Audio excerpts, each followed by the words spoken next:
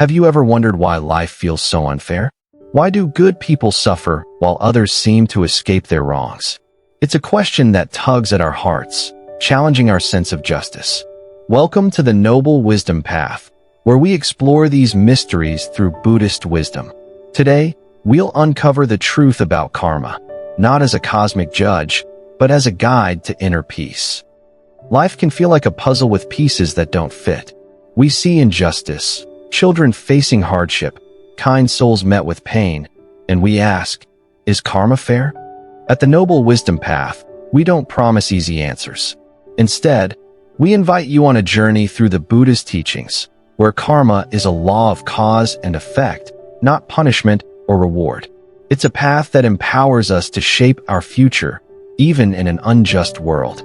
In this video, we'll explore karma's deeper meaning, connect it to the Buddhist concept of emptiness, and share a story of resilience. Through practical mindfulness and timeless wisdom, we'll learn to find inner peace amid life's storms. So, take a deep breath, settle in, and let's begin this transformative journey with the Noble Wisdom Path. What is karma? When we think of karma, many of us imagine a cosmic scale, weighing our actions to deliver justice. We picture a system that rewards kindness and punishes cruelty, ensuring balance in the universe. But the Buddhist teaching on karma is far more profound, offering a path to clarity and empowerment rather than judgment. Karma, derived from the Sanskrit word for action, refers to intentional actions, choices we make with our body, speech, and mind. It's not a divine verdict, but a natural law, like the rising of the sun or the flow of a river. Karma is the law of cause and effect, shaping our lives through the seeds we plant. Picture your mind as a garden. Every thought, word, or deed is a seed. A kind gesture, like helping a neighbor, plants a seed of joy. A harsh word, spoken in anger, sows a seed of suffering. These seeds don't sprout instantly. Some take weeks, months, or even years to bear fruit. This delay is why life often feels unfair. A generous person might face hardship because of seeds planted long ago, while someone who causes harm might prosper because their negative seeds haven't yet ripened. The Buddha said in the DhammaMirror, "By oneself is evil done, by oneself is one purified." DhammaMirror, verse 165. Our choices create our reality, but not always on our schedule. For many in the West, karma resonates with the law of attraction, a popular concept that suggests our thoughts and intentions shape our reality. Like the law of attraction, karma emphasizes the power of intention. If you focus on positive thoughts and actions, you create conditions for positive outcomes. For example, visualizing success while working diligently can align your efforts with opportunity, much like planting a seed of effort in karma's garden. But karma goes deeper, rooting itself in ethical action and mindfulness. While the law of attraction often focuses on personal desires, like attracting wealth or love, karma teaches that our actions, grounded in compassion, truth, and wisdom, shape not just our personal outcomes, but the interconnected web of life. Donating to a charity with genuine care, for instance, plants a seed of generosity that ripples outward, benefiting others and yourself. Unlike the law of attraction's emphasis on individual gain, karma invites us to act selflessly, knowing our choices echo beyond ourselves. Karma also involves the concepts of negative karma and positive karma, often called sin and merit in Buddhist teachings. Think of them as a spiritual bank account. Positive karma, or merit, is the balance you build through kind, intentional actions, like volunteering at a shelter or speaking truthfully.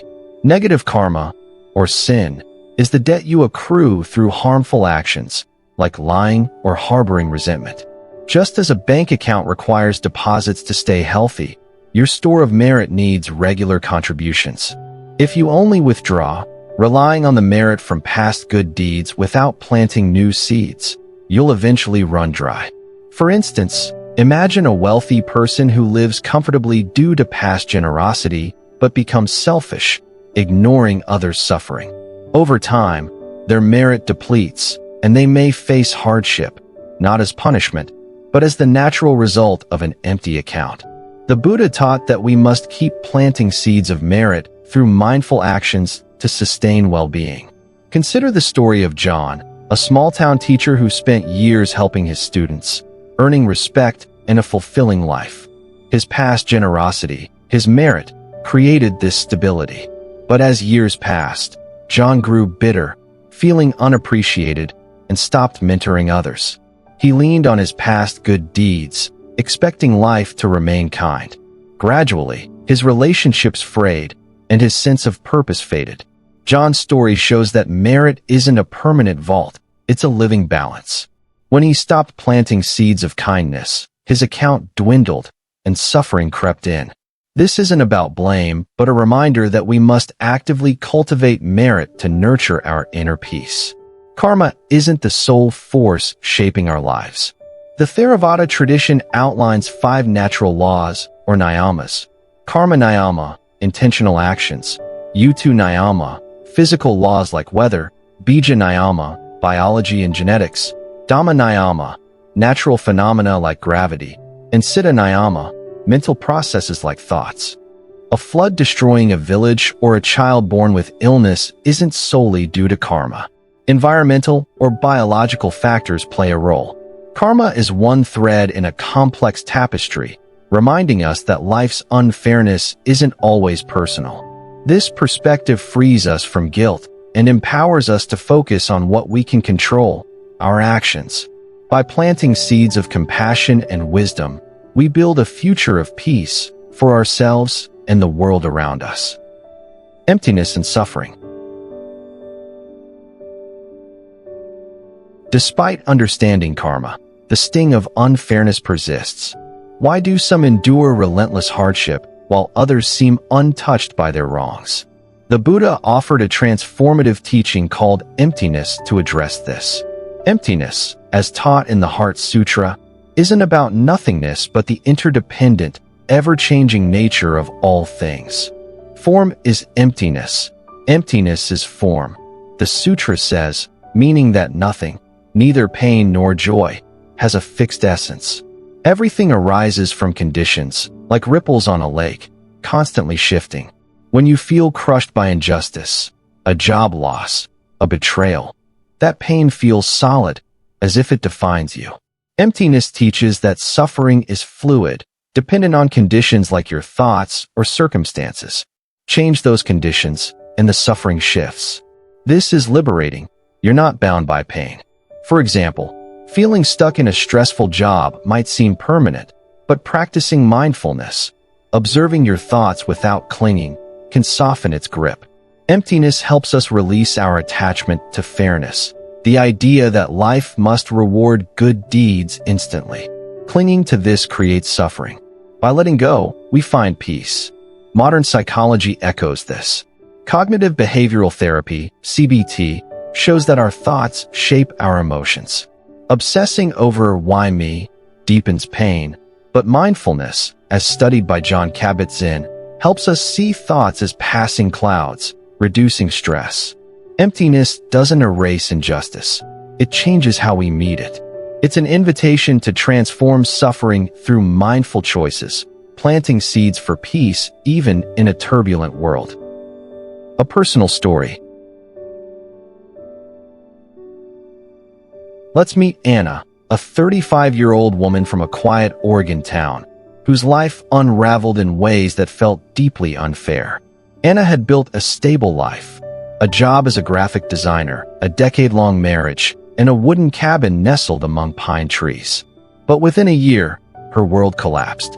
Her company downsized, leaving her jobless. Her husband left, ending their marriage abruptly. Alone in her cabin, Anna felt betrayed by life. She had always been kind, worked hard. Why was she suffering? Each dawn, Anna woke to an oppressive silence, the kind that amplifies despair. She'd walk a misty path to a nearby lake, sitting on a bench as the water mirrored her gray mood. What did I do wrong? She asked, her thoughts spiraling. The world seemed cruel, as if karma had overlooked her. One rainy afternoon, seeking escape, Anna entered a used bookstore and found a worn copy of Thich Nhat Hanh's writings on mindfulness. His words struck her. Peace begins with your breath. Desperate for hope, she bought the book. That night, by her fireplace, Anna opened a journal and wrote 3 things she was grateful for: the fire's warmth, the rain's rhythm, her own resilience. It felt strange, but she persisted. Each evening, she noted small joys: a bird's song, a neighbor's wave. She began meditating by the lake, focusing on her breath under the moonlight. At first, her mind churned with anger, but slowly, she felt lighter. The pain remained, but it no longer defined her. Thich Nhat Hanh wrote, "Life is both dreadful and wonderful." Anna saw glimmers of wonder amid her sorrow. Through mindfulness, Anna realized she couldn't change her losses, but she could choose her response. She volunteered at a community center, teaching art to children. Their joy became her healing. Her cabin, once a place of grief, transformed into a sanctuary for reflection. Anna's story shows that karma isn't a verdict. It's a mirror of the seeds we plant. Even in unfairness, we can cultivate peace, one mindful choice at a time. Personal reflection. Anna's journey mirrors moments in my own life when unfairness felt overwhelming. There was a time when my efforts to build a career, to nurture connections, seemed to crumble despite my intentions. Like Anna, I wondered, why me? That question trapped me in resentment. Then, I found mindfulness, not as an escape, but as a way to face pain. Each night, I wrote down one thing I was grateful for: a warm meal, a fleeting sunset. Those small acts didn't erase the injustice, but they softened my heart. They showed me I could plant new seeds, even in hardship. Mindfulness became my anchor, teaching me that I'm not defined by what happens, but by how I respond. Anna's story, and my own, reminds us that inner peace isn't found by waiting for fairness. It's built through compassion, moment by moment. Mindfulness practice. Let's bring this wisdom to life with a 5-minute mindfulness practice, inspired by Buddhist gratitude teachings. Find a quiet space, sit comfortably, and let's begin. Close your eyes or soften your gaze. Take a deep breath in, feeling your chest rise, and exhale, releasing tension. Repeat twice. Inhale deeply, exhale fully. Now, let your breath flow naturally, noticing its rhythm. Bring to mind 3 things you're grateful for today: a warm drink, a kind gesture, your presence here with the Noble Wisdom Path. Picture each vividly, feeling its warmth. Silently say, "I am grateful for this." If thoughts of pain arise, acknowledge them gently and return to your breath. Place a hand on your heart and whisper, "May I find peace." Take one final breath and open your eyes. This practice plants seeds of peace, nurturing your heart. Is karma fair? The Buddha teaches that fairness isn't a gift from the past. It's a reality we shape now. Karma, as cause and effect, reflects our choices, while emptiness shows that suffering is fluid, not fixed. Anna's story reminds us that even in injustice, we can plant seeds of peace. The Noble Wisdom Path invites us to ask, how can I respond with love? Every mindful act, every kind word, builds a future of compassion. Let's carry this wisdom, knowing our choices ripple through the world, creating peace for ourselves and others. Thank you for joining the Noble Wisdom Path. If this journey through karma and inner peace touched you, join our community.